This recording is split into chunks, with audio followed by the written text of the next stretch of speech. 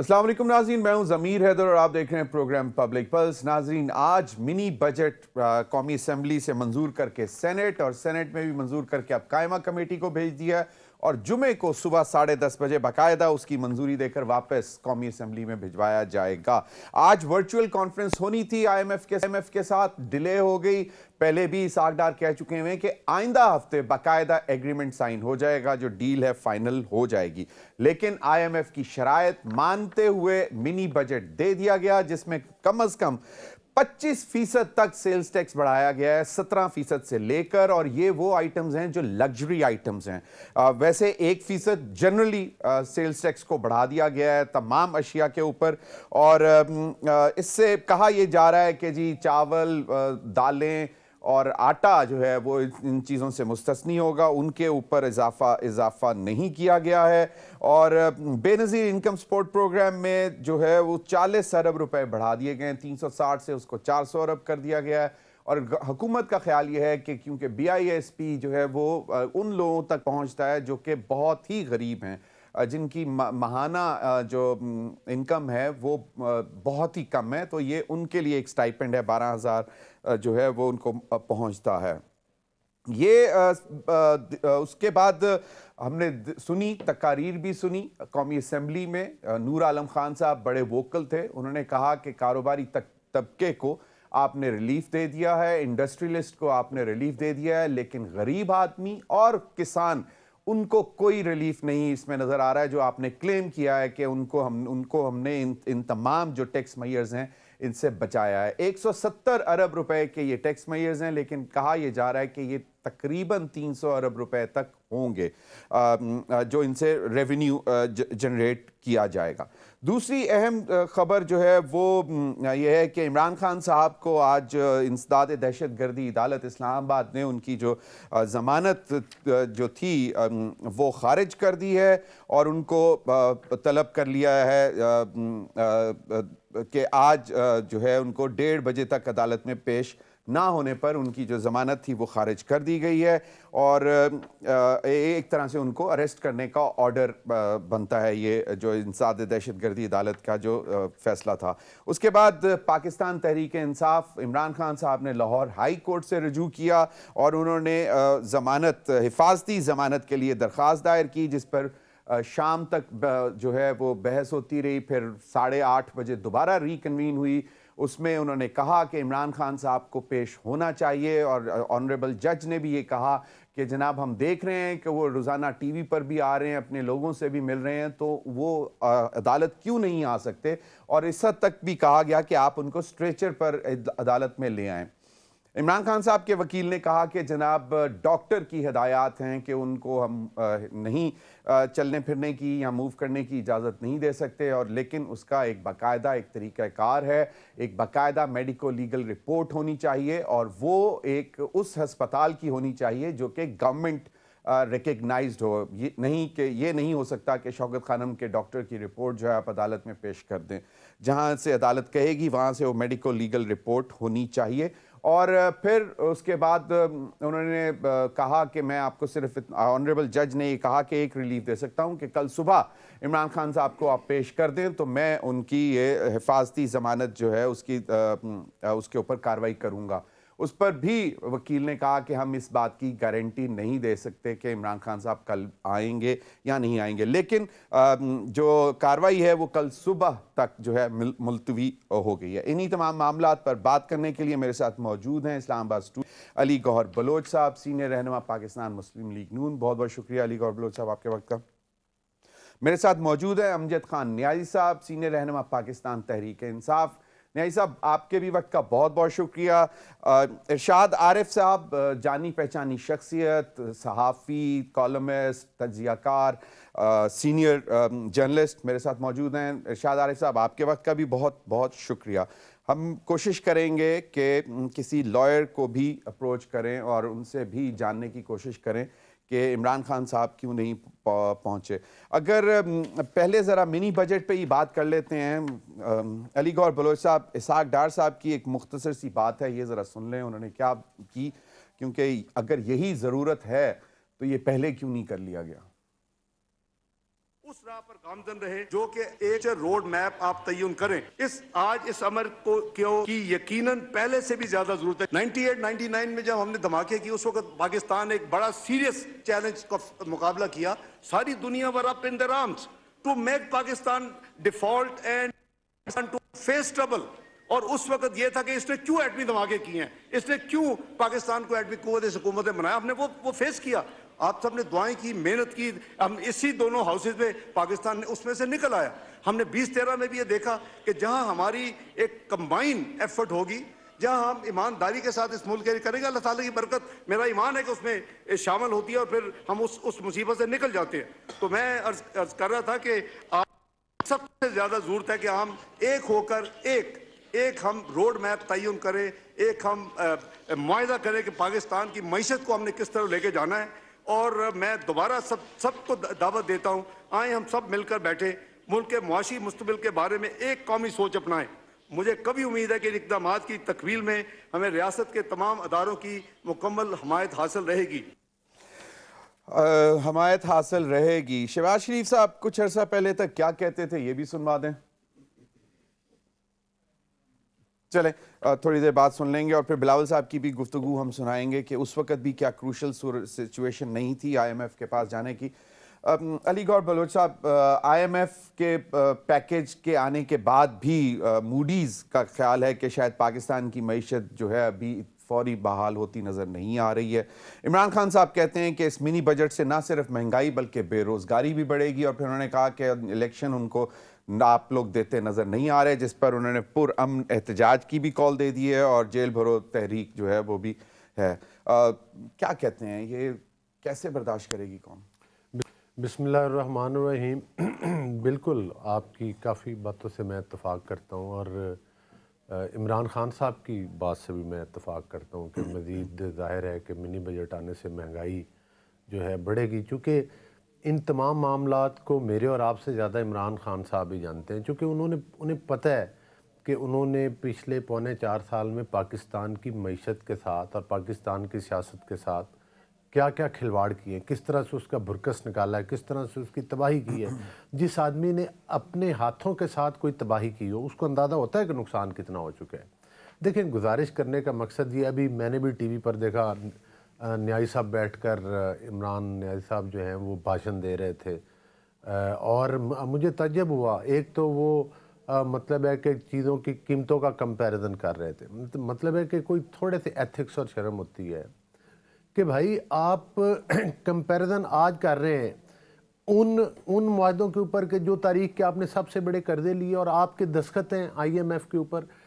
اصل بات یہ ہے ضمیر صاحب کہ ہمارے درمیان اور آئی ایم ایف کے درمیان ایک ٹرسٹ ڈیفیسٹ بھی پیدا ہو چکا ہے, چونکہ جس طرح سے نیازی صاحب نے معاہدہ کیا اور جس طرح سے اپنے حکومت میں جب دیکھا عدم اعتماد آ رہا تھا اور اس سے مکر گئے, اور پیٹرولیم کی قیمتیں جو تھیں معاہدے کی خلاف ورزی کرتے ہوئے صرف اپنے سیاسی مقاصد حاصل کرنے کے لیے ملک کی معاشی تباہی کی اور اس سے پھر گئے. اور اس کے بعد صرف یہ نہیں ہے, ان کے وزیر خزانہ جو تھے شوکت ترین صاحب, انہوں نے تو صوبائی وزیر خزانہ کو خط لکھے کہ آئی ایم ایف کے ساتھ نہ کریں, آپ سیاسی جماعتوں سے مخالفت کریں, دشمنی کریں, لیکن آپ ملک کے ساتھ تو دشمنی نہ کریں.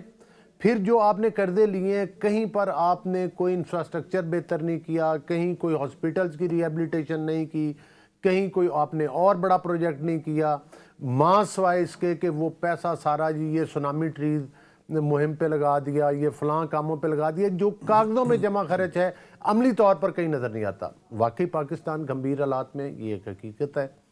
لیکن جس طرح سے کہ آج ڈار صاحب نے اپنی سپیچ میں کمپیریزن دیے, انہوں نے بھی کمپیریزن دیے کہ پہلے ہمارے ٹائم میں کیا تھا, ہمیں 13 میں چیلنجز کیا تھے, ہم نے ان چیلنجز کے اوپر عبور کیسے حاصل کیا, ہم پاکستان کو بہتری کی طرف کس طرح سے لائے, پاکستان میں مہنگائی کی ریشو کیسے کم کی, پاکستان میں بجلی کے بحران کو کس طرح سے ختم کیا, پاکستان میں دہشت گردی کا خاتمہ کس طرح سے کیا, پاکستان کی اکانومی کو کس طرح سے سٹیبل کیا.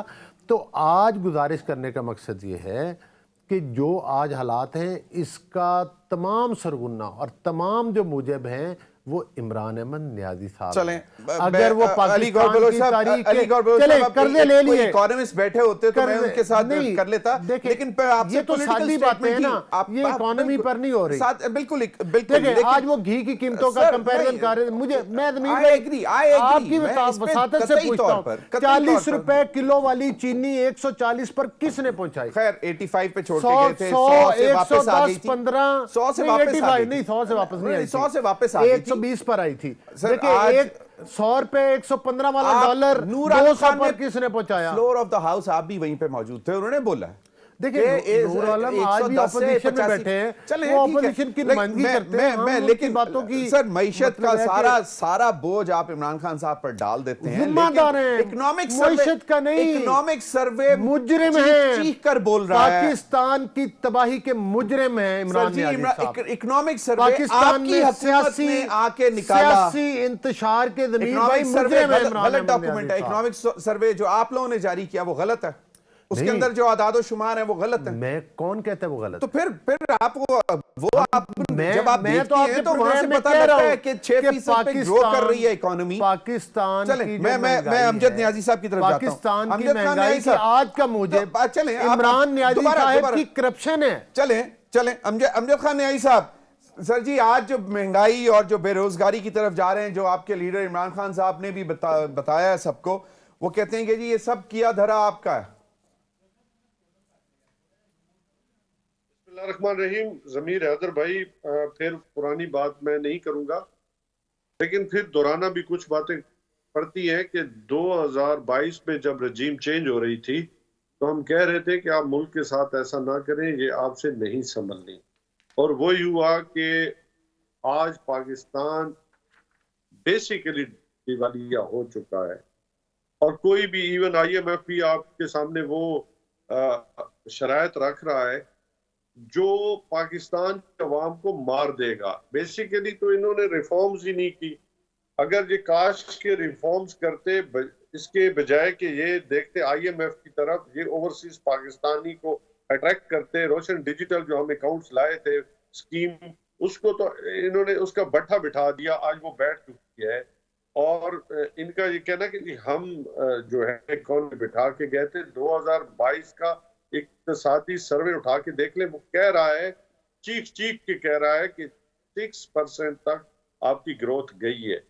آج ہم نے بجائے اس کے کہ دوسرے کی طرف دیکھنے کے پہلے اپنے طرف دیکھنا تھا. آج آپ نے تمام انڈسٹری بٹھا دی، جو چاہے ٹیکسٹائل تھی، چاہے لارج مینوفیکچرنگ انڈسٹری تھی، آٹو موبائلز تھی، آج آپ کی جو ہے کنسٹرکشن انڈسٹری بیٹھ چکی ہے. مجھے بتائیں کہ کون سا ایسا شعبہ ہے جس میں انہوں نے ریفارمز کی ہو، ٹیکس کلیکشن کے اندر ریفارمز کی ہو، جو میں سمجھتا ہوں کہ جو میجر ریفارمز مانگتے ہیں. ہم ان کو تقریباً 60,000 بلین پہ ہم ان کو دے کے رہے، 6,000 بلین پہ دے کے گئے تھے، سوری. تو وہ بھی ان سے اچیو نہیں ہوا، حالانکہ ہم کرونا جیسے مشکل حالات میں اپنے ٹارگٹ کو اچیو کر رہے تھے. ان کو چاہیے تھا کہ یہ ٹیکس کو براڈ کرتے، بہتر کرتے، لیکن آج انہوں نے امیر پہ ٹیکس نہیں لگایا، غریب کو پھر اس کا گلا دبا دیا ہے. آج آپ نے جنرل سیلز ٹیکس کو بڑھا دیا ہے، 17 سے 18 کرنے چاہ رہے ہیں. اس کا مطلب ہے کہ وہ طبقہ جو بہت ہی پہلے نیچے جا رہا ہے اس کے اوپر آپ نے اور بوجھ لا دیا ہے. تو اس کا مقصد یہ ہے کہ آپ نے 170 ارب کے جو نئے ٹیکسز لگائے ہیں، تو ان کی بجائے یہ کوشش کرتے کہ ٹیکس نیٹ کو، میں ایک پازیٹیو وے میں بات کروں گا، ٹیکس نیٹ بڑھاتے، لیکن انہوں نے نہیں بڑھائے. تو میرا کہنے کا مقصد ہے کہ یہ ان کو صرف ایک ہی ان کا ایجنڈا ہے کہ اپنے این آر او کے ذریعے چونکہ یہ آئے ہیں، انہوں نے اپنے کیسز وڈرا کرا لیے ہیں، کرانے جا رہے ہیں. اپنا 1100 ارب جو ہے وہ جو کرپشن کا تھا وہ بالکل پیسہ انہوں نے معاف کرایا ہے، لیکن غریب پہ جو بوجھ لادا گیا ہے، جو لادا جا رہا ہے مزید ترین، اس سے ایک ہی چیز سامنے آئے گی کہ اسحاق ڈار صاحب کہتے ہیں، اسحاق ڈار صاحب زیادہ ہو بالکل گئی ہے. امجد نیازی صاحب، اسحاق ڈار صاحب کہتے ہیں کہ آئیں مل کر بیٹھیں، وہ دوبارہ دعوت دے رہے ہیں کہ چلیں کم از کم ایک چیز پر تو اتفاق کر لیں کہ ملک کی معاشی پالیسیاں ایسی بنا دیں کہ جو آنے والے وقتوں میں وہ کم از کم برقرار رہیں اور سب کا اس میں کنسنسس ہو، تاکہ جو کل آئے یا پرسوں آئے وہ آ کے یہ نہ کہے یہ غلط ہے، اور جس کی وجہ سے مطلب جو نان کنسسٹنٹ پالیسیز کی وجہ سے جو ہے سب سے زیادہ نقصان ہوتا ہے. تو آر یو ویلنگ کہ اگر وہ بلاتے ہیں کہ چلیں کم از کم اس پہ آ جائیں؟ ضمیر حیدر بھائی، وہ بھی انہوں نے موقع گوا دیا ہے. وہ اس لیے گوا دیا ہے کہ جب ہم نے اسمبلی سے باہر آگے ہم نے فیصلہ کیا، پھر ہم نے اسمبلی میں جانے کا ہم نے وہاں پہ کوئی اللہ معاف کرے، ہم نے پاکستان کی بات کرنی تھی اور اپوزیشن لیڈر جو ہے وہ پاکستان تحریک انصاف کا حق تھا. اس سے دروازہ کھلتا کہ ریفارمز کی طرف بڑھتے، چاہے وہ اکانومی ہوتا، چاہے الیکشن ریفارمز ہوتا، الیکشن پروسیس کو بڑھانے کا ایک ہوتا. نیازی بھائی معذرت سے میں مانتا ہوں کہ اگر صرف مطلب یہ 43 لوگ واپس آئے تھے تو بات چیت شروع ہو جاتی، لیکن نہیں، یہ اب آپ لوگوں کو پھر آفٹر تھاٹ کیوں آتی ہے؟ مطلب ایک سوال یہ تھا کہ بات نہیں تھی، میری بات سنیں. جب ہم نے فیصلہ کیا نا پہلے کہ جی پاکستان تحریک، انہوں نے کہا جی کہ ہم تھرو پروسیجر جو ہے مکمل کریں گے. جب خان صاحب نے فیصلہ کیا تو انہوں نے سب کے استعفے قبول کر لیے کہ نہیں جی چلو آپ کا پوائنٹ آ گیا. میں چاہوں گا کہ ارشاد عارف صاحب کا بھی پوائنٹ لے لیں. ارشاد عارف صاحب، شہباز شریف صاحب پہلے کیا کہتے تھے اور پھر کیا نام ہے ان کا، ڈاکٹر احسن اقبال صاحب، وہ کیا کہتے تھے، یہ ذرا سن لیں. یہاں اسپیکر صرف $1 ارب کے لیے یہ اپنی پاکستان کی معیشت اور آزادی کو گروی کرے. ارشاد عارف صاحب، بلاول بھٹو زرداری صاحب نے بھی کہا تھا کہ IMF کا یہ معاہدہ پھاڑ دو، ہم نہیں مانتے، یہ عوام اور ملک دشمن معاہدہ ہے. میں کچھ نہیں بولتا. یور کمنٹ سر. ہماری جو سیاسی لیڈرشپ ہے، معذرت کے ساتھ جب ہم بات کرتے ہیں سیاسی لیڈرشپ پر تنقید کرتے ہیں تو یہ سمجھا جاتا ہے کہ شاید ہم اس کے علاوہ کسی لیڈرشپ کی حمایت کر رہے ہیں یا ان کو متون کر کے کسی اور کے لیے راستہ ہموار کر رہے ہیں. سیاسی لیڈرشپ کے انہی تضادات کی وجہ سے، انہی غلط بیانیوں کی وجہ سے، ایک دوسرے کو نیچا دکھانے کی جو ایک ان کی روایت ہے، اس کی وجہ سے پاکستان اس حال کو پہنچا ہے کہ سیاسیت میں استحکام ہے، معاشیت میں استحکام ہے، اور ہم گھٹنوں پہ کھڑے ہیں. اور $1 ارب جو کل تک $1 ارب کے لیے ہم آزادی اور خود مختاری گروی رکھ رہے تھے، آج عملاً گروی رکھ چکے ہیں. لیکن اس کے باوجود سبق سیکھنے کے لیے کوئی تیار نہیں ہے. اگر میں تقریروں پر جاؤں جو ساری سیاسی جماعتوں کی لیڈرشپ کرتی ہے پارلیمنٹ میں، پارلیمنٹ سے باہر، تو یوں لگتا ہے کہ کسی حکومت کا، کسی سیاستدان کا، کسی فوجی حکمران کا کوئی قصور نہیں ہے. اس ملک کے عوام کا سب سے زیادہ قصور ہے کہ انہوں نے یہ ملک کیوں بنایا، اور اب تک خون پسینے کی کمائی دے کر ان کے تللے تللے ان کی عیاشیاں کیوں جاری رکھے ہوئے ہیں. اصل قصوروار تو ہم عوام ہیں. آج کے بجٹ پر آتے ہیں. گزارش یہ ہے کہ اگر یہ اتنا بڑا بوجھ، میں سمجھتا ہوں کہ متوسط طبقہ اور غریب طبقے کو مارنے کا یہ بجٹ ہے. سب سے زیادہ نقصان اس کا متوسط طبقے کو ہوگا، کیونکہ جن پر آپ جو انڈسٹری پر یا جن لوگوں پر آپ تاجروں پر ٹیکس لگا رہے ہیں وہ تو آگے پاس آن کر دیں گے، تو مرے گا تنخواہ دار طبقہ اور متوسط کلاس جو غربت کی طرف تیزی سے بڑھ رہی ہے. غریب پھر بھی مانگ تانگ کر گزارا کر لیتا ہے. جو سفید پوش ہے وہ تو نہ مانگ سکتا ہے کسی سے اور نہ وہ کما سکتا ہے. کمائی کے راستے آپ نے، روزگار کے راستے بند کر دیے ہیں، انڈسٹری بند ہو رہی ہے. اب آج اگر جو نیازی صاحب نے بات کی اصلاحات کی، آج اگر اسحاق ڈار صاحب ٹیکس میزائل چلانے سے پہلے وہ جو کفایت شعاری کمیٹی بنائی ہے ناصر کوسہ کی سربراہی میں اور جس کی رپورٹ آ چکی ہے، اس پر عمل درآمد کا اعلان کرتے تو کچھ نہ کچھ مرہم رکھا جاتا. عام آدمی سوچتا، متوسط کلاس کا اور غریب طبقے کا، کہ چلو جی کوئی نہیں، ہمارے علاوہ بھی کوئی ٹارگٹ ہے اس حکومت کا اور یہ کچھ خود بھی قربانی دینا چاہتی ہے. جب یہ رپورٹ آئی ہے، سبمٹ ہوئی ہے، انہوں نے کہا کہ آپ وفاقی کابینہ کو محدود کریں، اور انہوں نے کہا 30 سے زیادہ لوگ نہیں ہونے چاہیے۔ صحیح۔ اسی دن یا اس سے اگلے دن وزیر اعظم صاحب نے 5 نئے معاون خصوصی تعینات کر دیے، اور اس وقت جتنے معاشی ماہرین ہیں جن سے میری بات ہوئی ہے وہ کہتے ہیں اس وقت جو صورتحال ہے 10 سے زیادہ کابینہ کے وزیر نہیں ہونے چاہیے۔ وہ وزارتیں کرنی کیا ہے؟ صنعت چل نہیں رہی، صنعت کا وزیر بنایا ہوا ہے آپ نے، صحیح، بالکل قانون ہے بالکل نہیں ملک میں، قانون کا آپ نے وزیر بنایا ہوا ہے، سارا صرف کھانے پینے کے ہیں۔ ارشاد عارف صاحب، آپ نے بالکل بہت صحیح جو ہے نقطہ اٹھایا ہے کہ بیسیکلی ہم اپنے گریبان نہیں دیکھتے، عوام قصوروار، اور اس کے بعد حکمران جن کو صرف احساس ہی نہیں ہے اس بات کا کہ وہ اپنی عیاشیاں کم کر دیں، اپنے پیٹرول ختم کر دیں، اپنے بہت ساری مراد جو وہ لیتے ہیں وہ اگر چھوڑ دیں تو بہت ریلیف بھی پاس آن کیا جا سکتا ہے۔ اس پر مزید بھی بات کریں گے۔ ناظرین، وقت ہوا ایک بریک کا، ہمارے ساتھ رہیے۔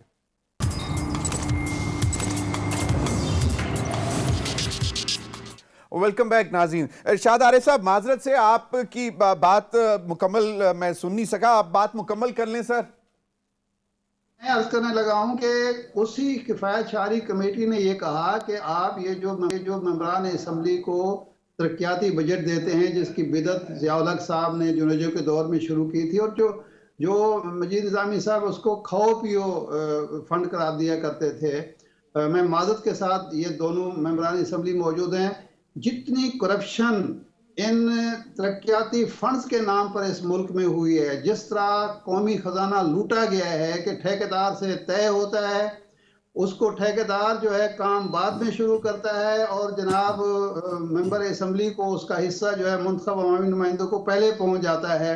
انہوں نے کہا کہ اس کو فریز کریں کچھ عرصے کے لیے، کوئی ایسی بات نہیں ہوئی۔ انہوں نے کہا کہ یہ جو ایک سے زیادہ پلاٹ دینے کی روایت ہے یہ ختم کریں، اور جن لوگوں کو ایک سے زیادہ پلاٹ، اس میں انہوں نے کہا کہ سرکاری افسران بھی اور اس کے بعد جو جوڈیشری کے ہیں اور باوردی افسران، سب کے لیے انہوں نے کہا کہ ان سے واپس لے کے اس کو نیلام کریں، آپ کو بہت سارا پیسہ بھی خرچ ہوگا، حاصل ہوگا آئندہ۔ اچھا، ایک چیز میں اپنے طور پر کہنا چاہتا ہوں، یہ جو اس غریب ملک میں جہاں لوگ سائیکل نہیں خرید سکتے، سائیکل خریدنے کی شکل سے محروم ہو چکے ہیں، وہاں آپ نے 5,000 سی سی کی، 4800 سی سی کی، 2800 سی سی کی گاڑیاں جو ہیں وہ افسروں کو دی ہوئی ہیں، وزیروں کو دی ہوئی ہیں۔ کوئی انسان کے گریبان میں جھانکتا ہے، کچھ خدا کا خوف محسوس کرتا ہے کہ یار یہ عیاشی ہم افورڈ کرتے ہیں۔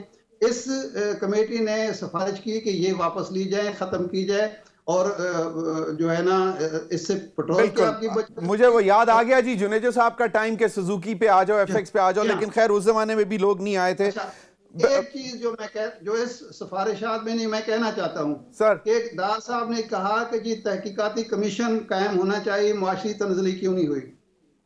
میں کہتا ہوں کہ جرت کریں ڈار صاحب، یہ اعلان کریں کہ جن لوگوں نے اس ملک میں یہ تیل سے چلنے والے بجلی کے کارخانے بنائے ہیں، بالکل آپ کا سب سے بڑا سرکولر ڈیٹ جو ہے، گردشی قرضے کا سب سے بڑی وجہ، اس ملک کی سب سے زیادہ تباہی جو ہے وہ تباہی اس نے بچائی۔ آپ کا پوائنٹ آ گیا ارشاد عارف صاحب، بالکل یہ تو انہوں نے کیا نہیں اور ٹیکس لگا دیے، بالکل۔ علی گور بلوچ صاحب، سب کی باتیں ہم نے سنی، ابھی آپ نے احسن اقبال صاحب کی بھی گفتگو سن لی on the floor of the house. آپ کے جو اس وقت فورن منسٹر ہیں بلاول صاحب، وہ اس وقت کیا کہہ رہے تھے کہ یہ جی آئی ایم ایف کا معاہدہ جو ہے یہ پھاڑ دیں، چیزیں ٹھیک ہے۔ 85 کی کیبنٹ، اس کو مطلب ہاف تو کم از کم کر ہی دیں، فوراً آج اناؤنس کرنا چاہیے تھا منی بجٹ اناؤنس کرنے سے پہلے کہ جی اتنے ہم نے یہ ختم کر دیے، کیونکہ ضرورت تو نہیں ہے ان سب چیزوں کی۔ دیکھیں بات یہ ہے کہ چاہے میڈیا ہاؤسز ہوں، چاہے ہمارے اسٹوڈیوز ہوں، افسوسناک صورتحال تو یہ ہے کہ کوئی بھی سچ بولنے کے لیے تیار نہیں۔ میں ضمیر صاحب میرے سامنے بیٹھے، میں ان پر انگلی اٹھانے کے لیے تیار ہوں۔ ارشاد عارف صاحب بیٹھے، میں ان کی طرف انگلی کا نشان کرنے کے لیے تیار ہوں۔ میں امجد نیازی میرے سامنے بیٹھا، اس کی طرف میری بندوقوں کا منہ ہو جائے گا۔ یہ انگلی اپنی طرف جانے کے لیے، حالانکہ حقیقت یہ ہے کہ جب بندہ ایک انگلی اس طرح کسی کی طرف کرتا ہے تو باقی دیکھ لے کہ تین باقی 3 انگلیوں کا رخ اپنی طرف ہی ہے۔ صحیح۔ دیکھیں بات یہ کہ ارشاد عارف صاحب نے بڑی اچھی باتیں کی، باتیں اچھی کرنے سے اور عملی طور پر کچھ کرنے سے بڑا فرق ہوتا ہے۔ جس میڈیا ہاؤس میں آپ بیٹھے ہیں، کیا آپ نے یا ارشاد عارف صاحب چونکہ آج آ کے ان کا بھی صحافت سے ایک تعلق ہے، کیا آپ نے یہ بات کی ہے کہ جو میڈیا ہاؤسز کو بڑے بڑے اشتہارات دیے جاتے ہیں وہ فوری طور پر بند کر دیے جائیں؟ نہ آپ بات کریں گے نہ ارشاد عارف صاحب، کہیں نہ کہیں آپ کا روزگار ادھر سے وابستہ ہے۔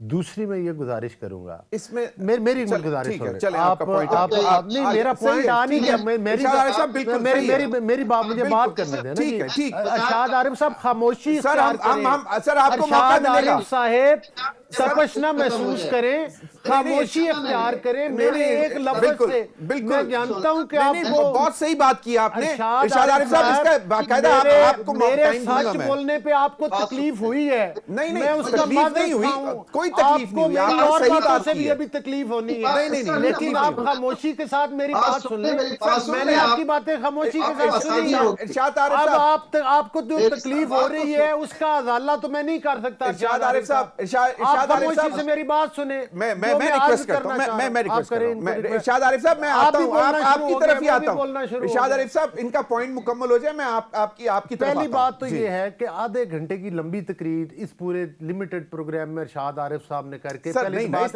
نہیں ایسا نہ کیا سر انہوں نے کوئی غلط بات تو نہیں کی نا، آپ نے ان کی باتوں کو اچھا کہا نا۔ اگر میں صحیح باتیں کر رہا ہوں تو پھر ہم آپ کو بھی موقع دے رہا ہوں، ایک گھنٹہ میں بولتا جاؤں، نہیں یہ بات نہیں ہے، امجد نیازی کو بولنے بھی نہ دوں، چلیں آپ بات کریں، نہیں چلیں، میری بات کو جس طرح سے آپ نے باقی دو کو نہیں ٹوکا میری بات کو میں بالکل نہیں ٹوکا سر۔ اور ارشاد عارف صاحب کی تکلیف کا مجھے اندازہ ہے اور میں سمجھتا ہوں کہ وہ کہاں سے بولتے ہیں۔ دوسرے یہ پھر آپ جان بوجھ کر آپ کر رہے ہیں نا، آپ کو وہ آپ نے جو سٹیٹمنٹ دی ہے اس کا جواب دیں گے نا، وہ میرے ٹائم میں بار بار بول کوئی رہے ہیں۔ تکلیف نہیں ہے ان کو کسی، he is an independent journalist, please چلیں۔ میں کب کہہ رہا ہوں کہ وہ انڈیپینڈنٹ جرنلسٹ نہیں آپ کہہ رہے ہیں نا کس طرف سے ہے تو وہ پھر میں تو ایک جرنل ان کے پوائنٹ آف ویو پہ بات کر رہا ہوں اور ان کو کہیں کہ جس طرح سے میں خاموش بیٹھا ہوں وہ بھی خاموش بیٹھا ہوں۔ ارشاد عارف صاحب میں آ رہا ہوں، ارشاد عارف صاحب میں آ رہا ہوں آپ کی طرف، آتا ہوں، میں آپ کو ٹائم دوں گا، باقاعدہ ٹائم دوں گا۔ دیکھیں بات یہ ہے، آج بہت سارے ایسے صحافی دوست ہیں کیونکہ یہاں پر یہ کلچر ہے کہ عمران نیازی صاحب کے خلاف اگر کوئی جج ان کے خلاف فیصلہ دے دے تو اس کو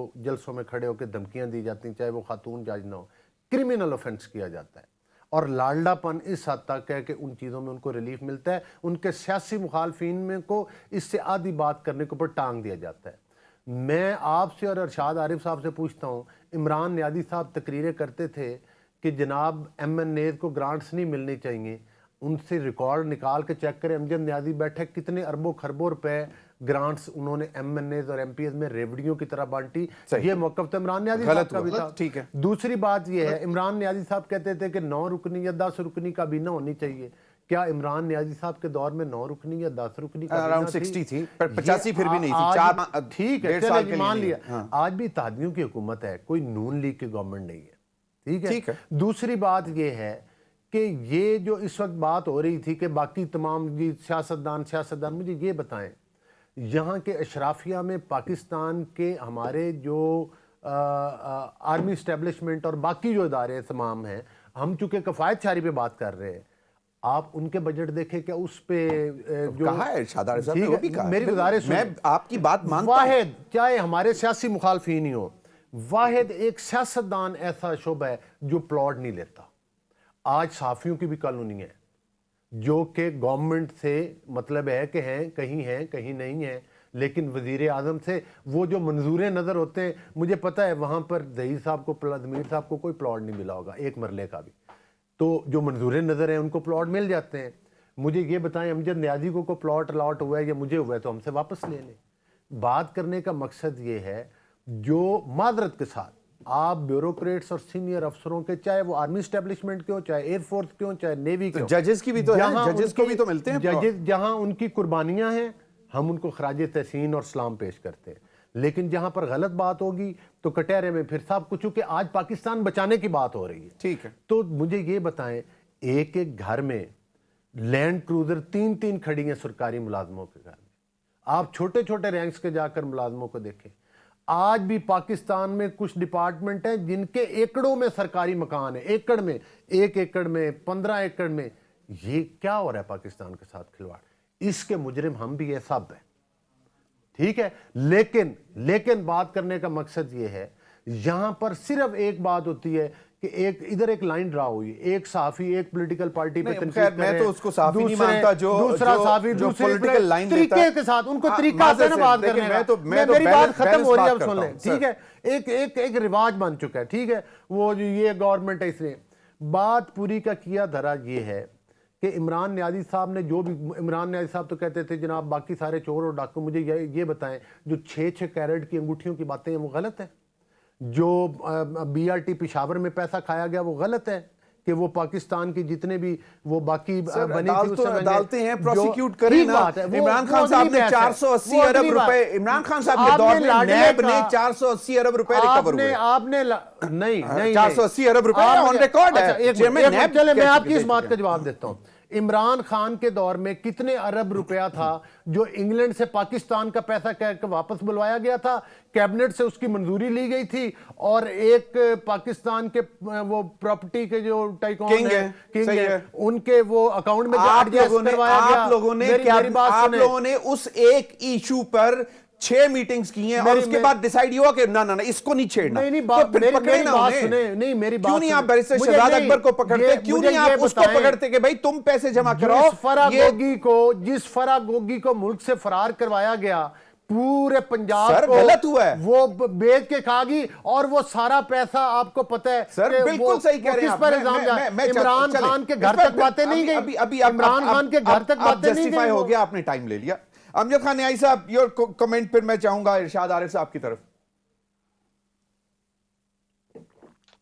ضمیر بھائی، پہلی بات تو یہ ہے کہ کوئی بھی اگر پبلک ریپرزینٹیٹیو ہو اور وہ پیسہ کھاتا ہے یا کسی سے کک بیکس لیتا ہے، یا میں سمجھتا ہوں کہ اس سے بڑی بے شرمی اور اس سے بڑی گھٹیا پن کی اور کوئی مثال ہی نہیں ہے. اللہ تعالیٰ شکر ہے کہ والد صاحب سے لے کے آج تک عزت کے ساتھ، وقار کے ساتھ زندگی گزاری ہے. میں آج بھی کہتا ہوں کہ پاکستان میں کوئی یہ کہہ دے کہ ہمارا کوئی کانٹریکٹر ہے یا سب کانٹریکٹر ہے، ہم پھر بھی ذمہ دار ہیں. اللہ کا شکر ہے عزت کے ساتھ زندگی جو ہے گزر رہی ہے. دوسری بات یہ ہے کہ بات یہ ٹھیک ہے کہ فنڈ جو ہے اس کا پھر کیا فارمولہ ہونا چاہیے جس میں یہ کہہ سکیں کہ ڈیولپمنٹ پروگرام جو ہے وہ کس طریقے کے ساتھ ڈسٹرکٹس میں یا کانسٹیٹوئنسی وائز ہونے چاہیے، اس کا کوئی میکنزم بن جانا چاہیے. صحیح، میں اس کے حق میں ہوں کہ پورا ایک سسٹمیٹکلی جو ہے ہر ایک شعبے میں، مطلب چاہے روڈ سیکٹر ہے، گیس سیکٹر ہے، بجلی کا ہے، آپ کے بہت سارے اور ہے، ہیلتھ ہے، ایجوکیشن ہے، بہت سارے، پھر آٹومیٹک ایک سسٹم بن جانا چاہیے پورے پاکستان میں جو سب کے لیے جو ہے وہ قابل قبول ہو. ٹھیک بات ہے، میں اس سے اتفاق کرتا ہوں. اور دوسری ان کا یہ کہنا کہ انہوں نے عمران خان صاحب پہ تنقید کی ہے، بات یہ ہے کہ آج بھی جو ہے منی ٹریل یہ نہیں دے سکے،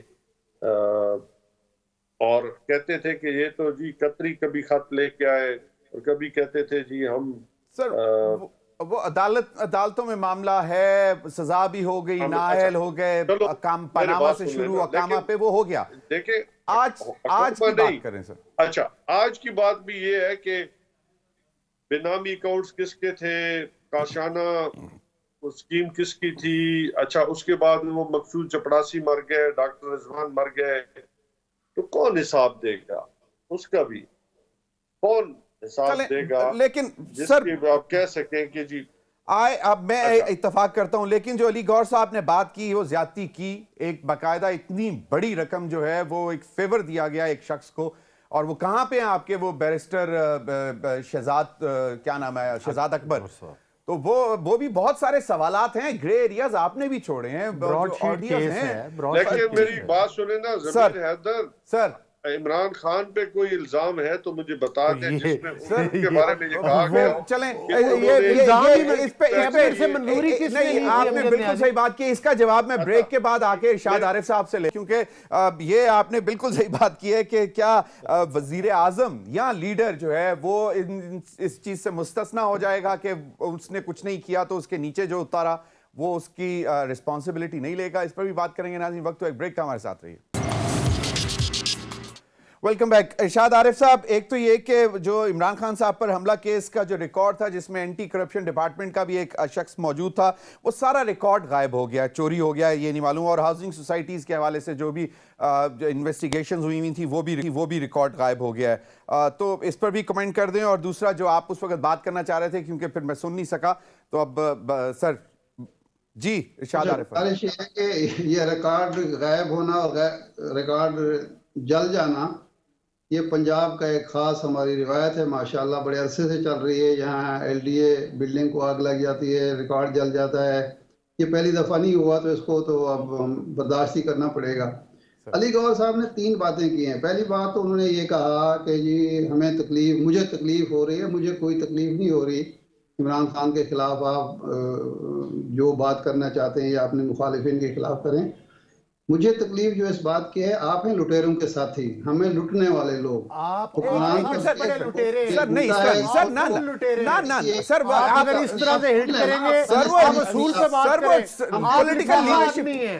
پولیٹیکل لیڈرشپ کی بات کر رہے ہیں, پولیٹیکل لیڈرشپ کی بات ہو رہی ہے. ایک منٹ سر, نہیں اس طرح نہیں سر, ایک منٹ علی گور بلوچ صاحب, علی گور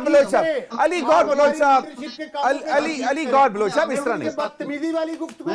تو میں آپ کو کہوں گا کہ آپ ایک لفافے نہ اس طرح نہیں کریں آپ مطلب علی گور بلوچ صاحب ارشاد عارف صاحب کا ایک قد کاٹ ہے, نہیں ہے سر, اس طرح نہ کریں پلیز. علی گور بلوچ صاحب اس طرح نہیں, پلیز اس طرح نہیں. سر ایک منٹ سر, آپ پبلک آفس ہولڈر ہیں, آپ لوگوں کے اوپر باتیں ہوتی ہیں, سنتے ہیں. نہ سر دیکھیں ایک منٹ, اس طرح نہیں کریں سر, اس طرح نہیں کریں. نہ پرسنل اٹیک سر پلیز, آپ کے اوپر نہیں. انہوں نے کہا کہ آپ اس لیڈرشپ کے ساتھ ہیں جو چور ہیں. ہم تو نہیں کہتے, آپ کی اپوزیشن بولتی ہے نا. آپ لٹیروں کے ساتھ تھے. دیکھیں میری بات سنیں, وہ تمام سیاسی لیڈرز کی بات کر رہے ہیں. چلیں اس طرح نہیں. ارشاد عارف صاحب کا ایک مقام ہے. ارشاد نہ اس طرح نہ کریں نا سر, خدا کا خوف کریں. آپ کو پھر میں بولوں گا کہ آپ ایویڈنس لے کے آئیں گے. اس طرح نہ کریں. ارشاد عارف صاحب کا ایک مقام ہے, یہ ارشاد عارف صاحب کا ایک مقام ہے سر, اس طرح نہ کریں. نہیں پلیز, نہیں آپ کی بھی عزت ہے, آپ الیکٹڈ آدمی ہیں. میرے لیے آپ کی بھی لیے بھی اتنی عزت ہے جتنی ارشاد عارف صاحب. آپ الیکٹڈ آدمی ہیں سر, اس طرح نہ کریں. جی ارشاد صاحب, اس کو تکلیف ہوتی ہے نہیں اس طرح نہیں. جی بھائی ٹائم ختم ہو گیا, معذرت سے. ارشاد عارف صاحب پروگرام کے وقت ختم ہو گیا. امجد نیازی صاحب, علی گور بلوچ صاحب, ناظرین اب تک کے لیے اتنا, اجازت دیجیے. اللہ حافظ.